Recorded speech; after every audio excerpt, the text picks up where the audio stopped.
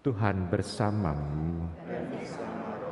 Inilah Injil suci menurut Santo Markus. Pada suatu ketika Yesus berkata, "Beginilah halnya kerajaan Allah. Kerajaan Allah itu seumpama orang yang menaburkan benih di tanah, malam hari ia tidur, siang hari ia bangun. Benih itu mengeluarkan tunas dan tunas itu makin tinggi. Bagaimana terjadi orang itu tidak tahu. Bumi dengan sendirinya mengeluarkan buah, mula-mula tangkai, lalu bulir, kemudian butir-butir yang penuh isi pada bulir itu. Apabila buah itu sudah cukup masak, orang itu segera menyabit, sebab musim menuai sudah tiba." Yesus berkata lagi, "Dengan apa hendak kita bandingkan kerajaan Allah itu? Dengan perumpamaan manakah kita hendak menggambarkannya? Hal kerajaan itu seumpama biji sesawi yang ditaburkan di tanah. Memang biji itu yang paling kecil di antara segala jenis benih yang ada di bumi. Tetapi apabila ditaburkan, ia tumbuh dan menjadi lebih besar daripada segala sayuran yang lain, mengeluarkan cabang-cabang yang besar sehingga burung-burung di udara dapat bersarang dalam timbunannya." Dalam banyak perumpamaan semacam itulah Yesus memberitakan sabda kepada mereka sesuai dengan pengertian mereka, dan tanpa perumpamaan ia tidak berkata-kata kepada mereka, tetapi pada murid-muridnya ia menguraikan segala macam secara tersendiri. Demikianlah sabda Tuhan. Ibu, bapak, saudara-saudara terkasih dalam Tuhan, kadangkala orang salah mengerti kalau membaca atau menyimak bagian akhir dari Injil tadi. Dikatakan bahwa kepada murid-muridnya ia menguraikan segala sesuatu secara tersendiri, seolah-olah kepada banyak orang itu menggunakan perumpamaan. Lalu orang mengartikan bahwa dengan membuat perumpamaan itu seolah-olah Tuhan Yesus itu membuat sesuatu yang menjadi tersembunyi. Ini pandangan orang. Padahal Tuhan Yesus itu menjelaskan mengenai keadaan kerajaan Allah itu adalah sesuatu yang belum pernah dilihat oleh orang. Kesulitannya adalah begini, Ibu Bapak, bagi Tuhan Yesus untuk menyampaikan tentang kerajaan Allah itu.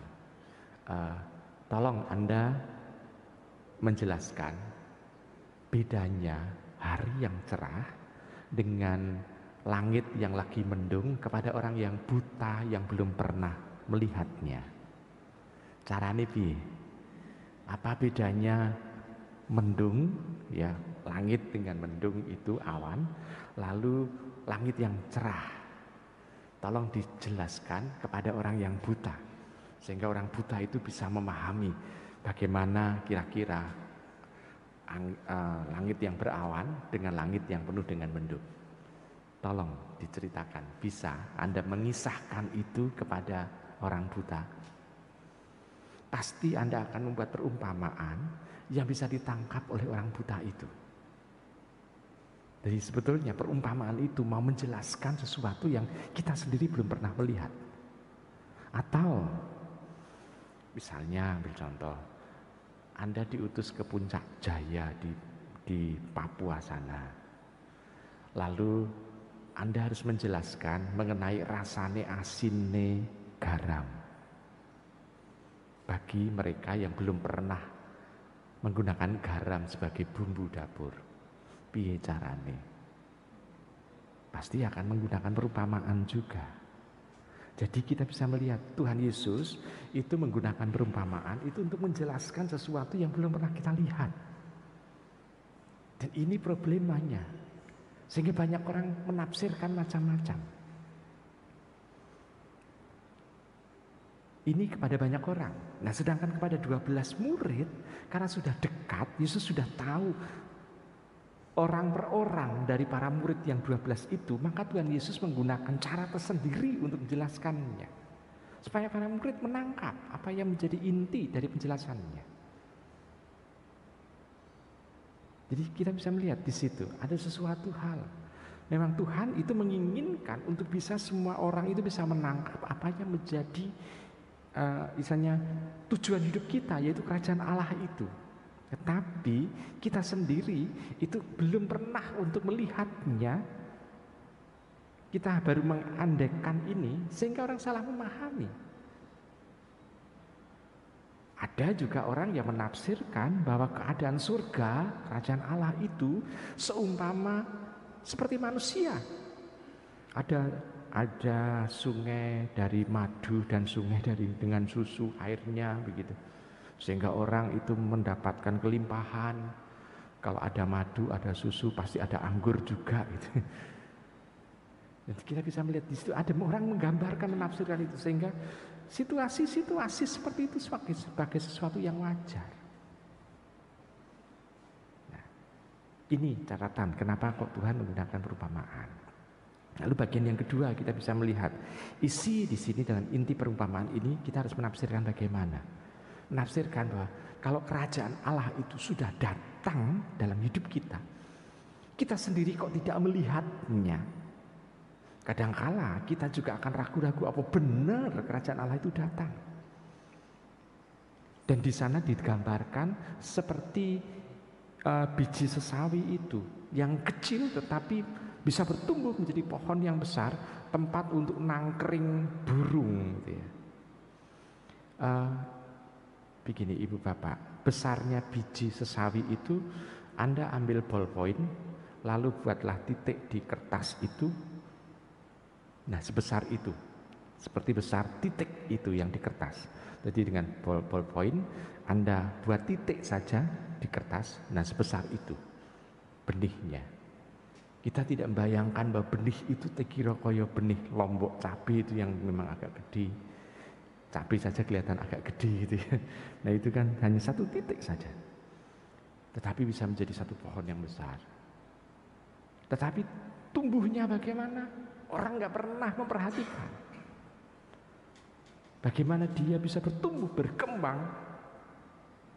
Nah, kerajaan Allah seperti itu. Berarti kita bisa melihat kerajaan Allah itu datang ke tempat kita tidak seperti yang kita lihat. Kita seringkali lebih mengandaikan blegere atau keadaan kemewahannya, tapi seperti tidak kita lihat. Tetapi bertumbuh berkembangnya, tahu-tahu kita bisa merasakan. Kita bisa perhatikan. Nah, itu hanya bisa disadari oleh orang yang sadar, yang selalu memperhatikan setiap hari. Tetapi kalau orang itu hanya sedikit-sedikit saja dan jarang sekali memperhatikannya, orang itu akan terkejut. Kok ngerti-ngerti kok sudah diwit dia. Berapa bulan ya, dia sendiri lupa. Ada sesuatu.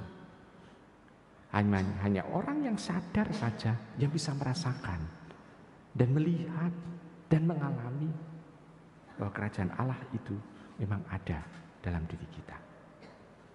Dan itu ditaburkan di dalam hati kita. Iman jadi akan kerajaan Allah itu sudah ditaburkan dalam diri kita. Pertumbuhannya ya ini tergantung, bukan karena bijinya, tetapi juga karena situasi kondisi tanahnya. Apakah tanahnya subur atau tanahnya berbatu? Nah inilah kondisi kita. Bagaimana kita bisa menumbuh kembangkan kerajaan Allah itu. Nah, Ibu Bapak, saudara-saudara yang terkasih, maka pengajaran Tuhan mengenai perumpamaan ini sebetulnya itu mengajak sedikit demi sedikit orang memahami kerajaan Allah. Satu perumpamaan tidak bisa untuk mengartikan kerajaan Allah secara penuh. Jadi banyak perumpamaan yang digambarkan oleh Tuhan Yesus mengenai kerajaan Allah itu untuk menggambarkan sedikit demi sedikit supaya orang bisa melihat aspek demi aspek yang akan dialami.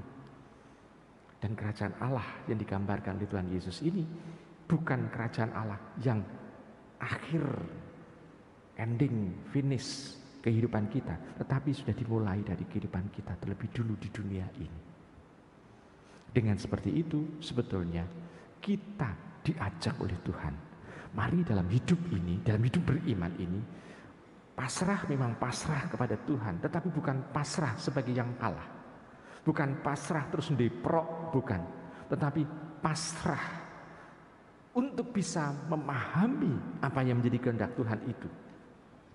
Pasrah, tapi juga dengan merasakan apa yang menjadi kehendak Tuhan itu. Sehingga kalau Tuhan itu mau mengajak kita untuk bertumbuh, berkembang, kita bisa ikut terlibat di dalamnya. Bukan malah menjadi penonton bagi kerajaan Allah. Pasrah dengan kerendahan hati, dengan ketakwaan dan dengan kesetiaan, kita mencoba untuk belajar dari Tuhan. Selamat merenungkan.